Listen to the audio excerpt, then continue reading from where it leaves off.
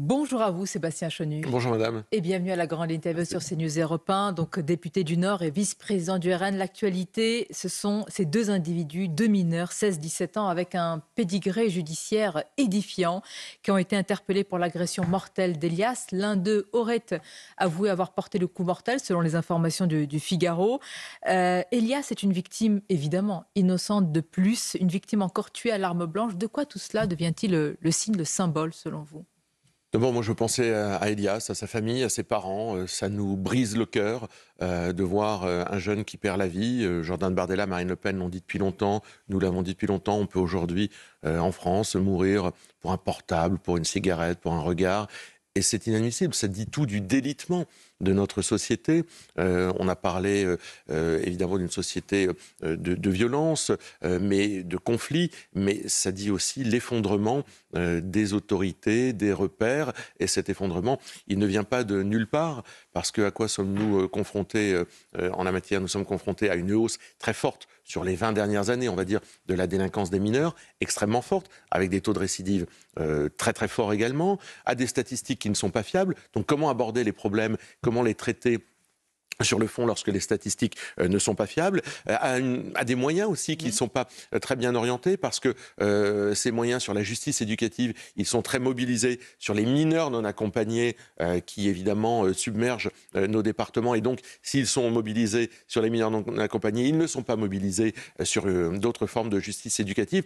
Donc on a évidemment aujourd'hui une problématique de justice des mineurs, mais qui se répète à l'envi. Tout changer, renverser la table, tout refaire et détricoter la justice des mineurs, et aujourd'hui aller vers l'abaissement de la majorité pénale à 16 ans, comme vous le demandez. Oui, mais pas seulement. Pas seulement. D'abord, je pense qu'il faut faire en sorte que sacraliser les atteintes physiques dans notre droit. C'est-à-dire que vous touchez à quelqu'un physiquement, eh bien, vous irez en prison.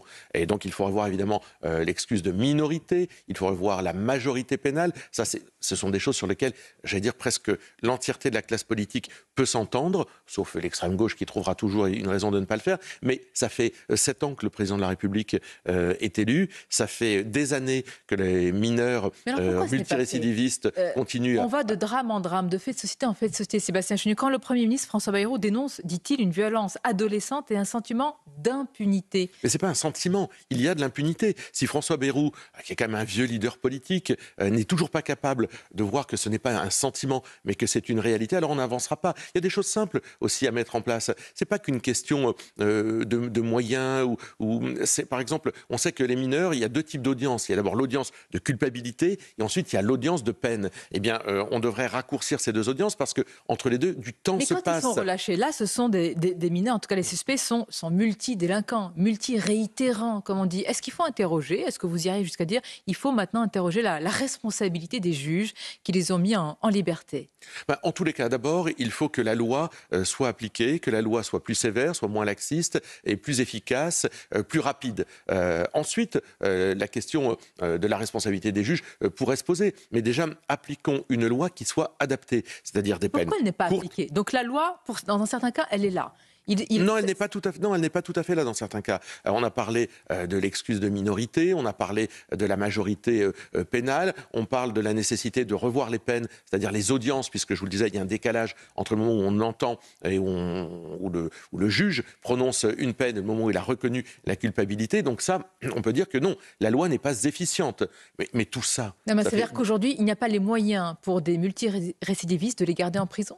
Alors, et ensuite, il y a le volet, évidemment, de moyens, c'est-à-dire qu'il nous faut, comme on le fait dans certains pays du Nord, des peines courtes, immédiates, adaptées dans des centres adaptés. Et tant qu'on n'a pas ça, évidemment, eh bien, on est en échec. Alors, certains y sont totalement défavorables. Par exemple, la maire socialiste du 14e arrondissement de Paris, justement là où Elias a été tué, Karine Petit, estime d'abord que tous les moyens ont été mis en place dans la ville et qu'il faudrait plutôt aller chercher du côté du nombre d'éducateurs. Que lui répondez-vous? Non, mais ce sont les vieilles marottes gauchistes. Enfin, la maire rouge-verte du 14e arrondissement de Paris est totalement à côté de la plaque. Ils en sont encore là, encore à dire qu'il faut des éducateurs. Non, il faut des peines. Il faut enfermer des jeunes qui sont extrêmement violents, qui sont récidivistes et qui sont des menaces pour la société. Il faut les enfermer de façon courte, immédiate et dans des endroits adaptés. À la première, Évidemment, mais ça fait combien d'années qu'on le dit, il n'y a pas de volonté politique parce qu'il n'y a pas de courage politique. D'abord, il y a une idéologie qui habite beaucoup d'hommes politiques, dont la mère du 14e, qui nous montre qu'en fait, ce n'est pas ce qu'elle pense. Elle ne souhaite pas ça. Elle pense que faire joujou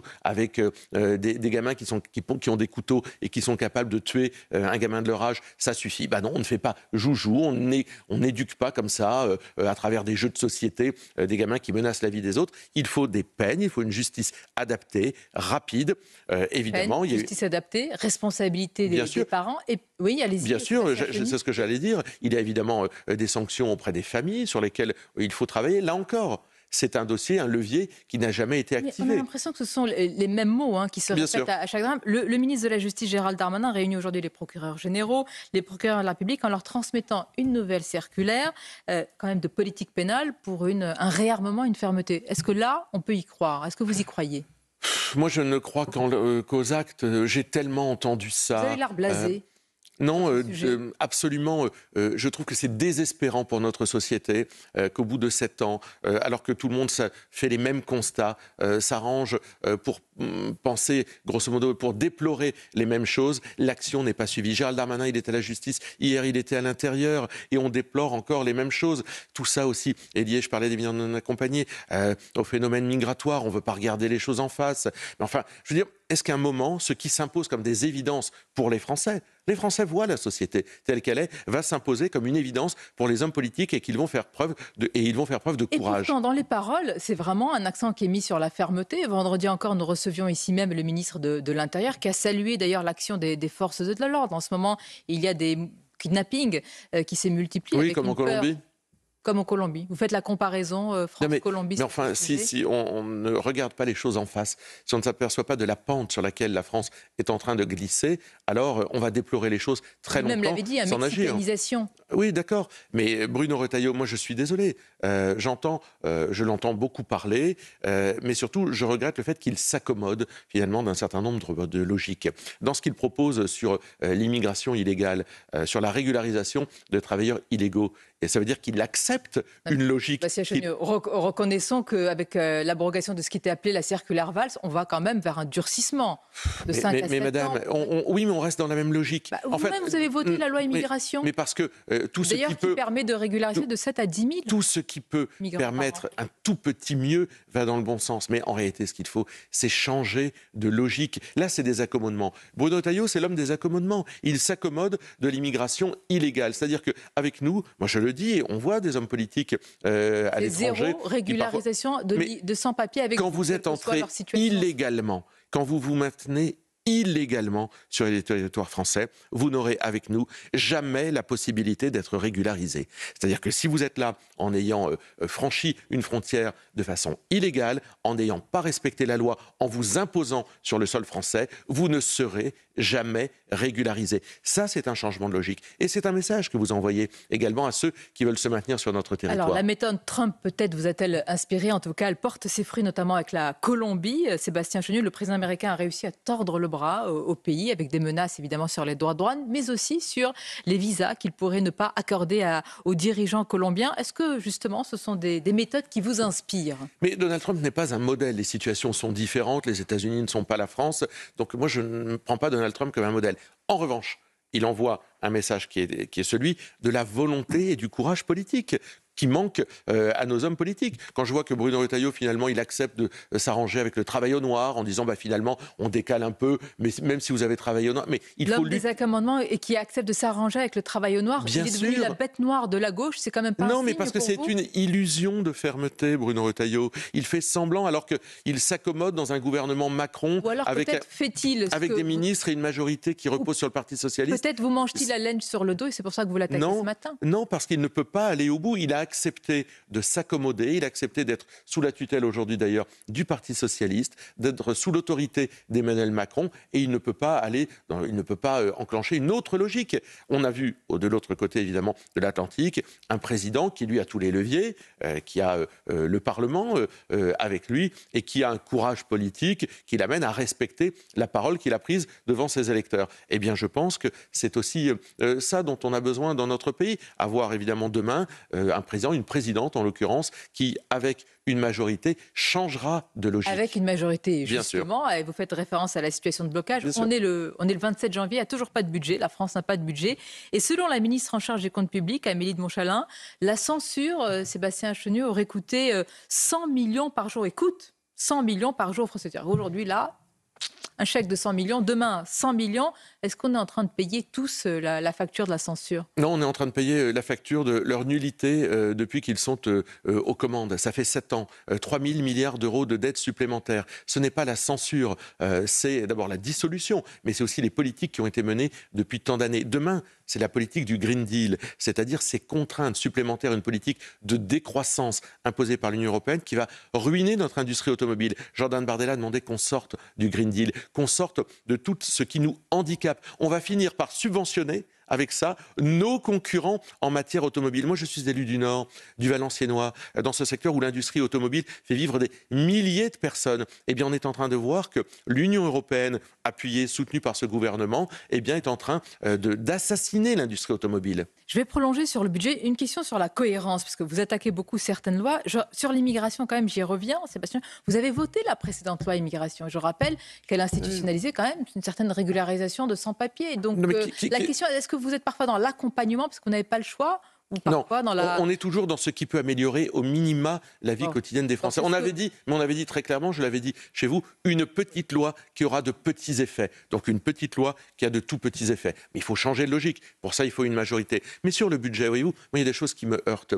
Quand je vois que le rabot va être passé partout, les yeux fermés. C'est-à-dire qu'on va prendre... La non-suppression de 4 000 postes dans l'éducation, ça coûte 150 millions. Oui, mais madame, on est en train 3 jours de carence, 300 millions. Mais madame, on est en train de prendre du retard. Je vais vous dire avec ces politiques-là. Par exemple, il y a 640 millions d'euros en moins sur la recherche. Au moment où Donald Trump, puisque vous en parliez, met 500 milliards d'euros sur la table sur l'intelligence artificielle, nous en mobilisons, je crois, 5 sur 5 ans. Donc, je veux dire, on est très très loin de ce qu'il faut. Au moment où on va passer le rabot, on laisse le musée du Louvre s'écrouler. À quoi faudrait-il toucher pour vous? Eh bien là encore, ce sont des logiques auxquelles il faut s'attaquer. Lesquelles? Ce sont des logiques auxquelles il faut s'attaquer. D'abord, aller chercher l'argent de la rente. Nous avons fait un certain nombre de propositions pour taxer l'argent de la rente. Et puis, dégraisser l'État, la suradministration de l'État. Ce qu'a dit ici, notamment Éric Ciotti, avec sa loi oui, mais bien sûr, ça va dans le bon sens. Mais l'exécutif ne veut pas toucher à deux domaines, Sébastien Chenu. L'immigration et l'Europe. Et même sur l'Europe, si on entend un petit peu ce qui est dit dans les discours, les nuances, le budget européen devrait être augmenté. Donc on imagine que notre contribution également. Que feriez-vous si c'était le cas? L'inverse, madame. Alors avec eux, avec Éric Lombard, on peut toucher à tout sauf l'immigration. Si vous êtes un retraité, on peut venir vous taxer. Si vous êtes malade, on va baisser le remboursement des médicaments. Si vous êtes un travailleur, on va vous demander de travailler gratuitement. On peut toucher à tout sauf à l'immigration. Mais il l'assume, c'est vrai. L'Union européenne, Jean-Noël Barrot, le ministre des Affaires étrangères, dit qu'il faudrait aller vers le doublement de la contribution. Nous pensons exactement... par rapport à Donald Trump. Mais nous pensons logique, exactement l'inverse. Nous pensons qu'il faut reprendre la main sur des politiques nationales comme celle de l'immigration, qu'il faut aller vers des politiques de croissance et non pas de décroissance, comme je vous l'ai dit sur le Green Deal, l'inverse, exactement l'inverse de ce qu'ils font. M. Sébastien Chenu, ce matin sur CNews Europe 1, vous nous dites d'abord que c'est un budget sous la tutelle socialiste, qui ne toucheront donc pas à deux totems, l'immigration et l'Europe. Bon, on s'achemine doucement mais sûrement, en tous les cas, vous, vers la censure. Oui, mais c'est un budget d'austérité, c'est un budget de retard, c'est un budget qui ne définit pas les bonnes priorités. Qu'attendez-vous pour annoncer la couleur?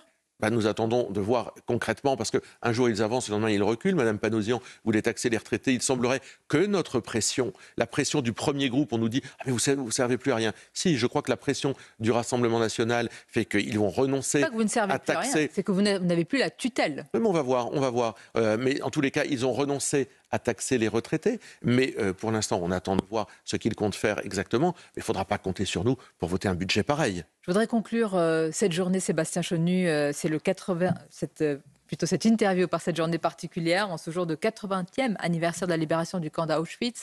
Emmanuel Macron, évidemment, sera tout à l'heure en Pologne. Il y a aujourd'hui des personnes et plus largement des entreprises de diminution, d'altération des faits et de la Shoah. Comment on lutte contre cela ? D'abord par le témoignage, par la pédagogie, mais aussi par une autorité politique. C'est l'antisémitisme qui aujourd'hui se développe dans notre société. Je vous Record rappelle que historique. nos compatriotes de confession juive représentent 1% des Français et ils subissent 50% des agressions. Donc évidemment, c'est en luttant fermement contre Vous êtes le l'antisémitisme. parti Nous- ce- aujourd'hui, de votre point de vue, qui défend le plus, je ne sais pas, je ne veux pas faire de hiérarchie, mais qui défend les Juifs, en Mais l'occurrence nous les défendons les Français. libertés. Nous avons dit, Marine Le Pen l'a dit il y a très longtemps, il ne fait pas bon dans certains quartiers être une femme, un juif, un homosexuel. Nous y sommes, nous défendons les libertés, nous défendons la sécurité qui est la première de ces libertés. Et quand je vois certains qui versent des larmes de crocodile aujourd'hui, 80 ans après la libération des camps, je leur dis, mais où êtes-vous lorsqu'il s'agit d'aller marcher contre l'antisémitisme, lorsqu'il s'agit de lutter pied à pied, lorsqu'il s'agit de prendre les mesures contre l'antisémitisme? Je ne les vois pas dans ces cas-là. Ils sont là aujourd'hui pour commémorer. Très bien, j'attends là aussi des actes et pas uniquement des paroles. Merci Sébastien Merci Schmitt, c'était madame. votre grande interview. Bonne journée à vous. Merci.